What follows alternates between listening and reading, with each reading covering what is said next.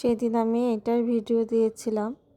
ভিডিওটা ময়দার ভিডিও ছিল, কিন্তু কি করছিলাম সেটা বলিনি। আসলে এটা কুলি পিঠে বানানো হচ্ছিল। আসলে কুলি পিঠে আমার মেয়ে ভালো খায় তার দিদুনের হাতের, তাই আর কি মা আমরা যেদিন যাই সেদিনকে মেয়ের কাছে শোনে, দিদুন তুমি কি খাবে? বলে দিদুন তোমার হাতের কুলা পিঠে খাবো, মানে কুলি পিঠেকে আদরের চোটে আর কি কুলা পিঠে বলে।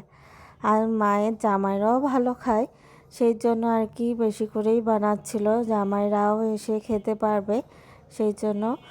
মা বিকেলবেলার দিকে বানাচ্ছিল, মেয়ে ঘুম থেকে উঠে বলছে যে আমার কুলা পিঠে কই। ও বুঝতে পারেনি যে মা রান্নাঘরে বানাচ্ছে। আর ছেলে মেয়ে দুইজনেই যে আর কি রান্নাঘরে বসে পড়েছে মায়ের কুলা পিঠে খাওয়ার জন্য। মায়ের এই নাতি নাতনি এত আনন্দ করে বলেই মার কষ্ট লাগে না করতে। সব কিছু সবই আপনাদের আশীর্বাদ। আপনারা আশীর্বাদ করবেন, প্রার্থনা করবেন আমার মা যেন ভালো থাকে, সুস্থ থাকে। আর আমার পাশেই থাকবেন পেজের লাইক কমেন্ট করে।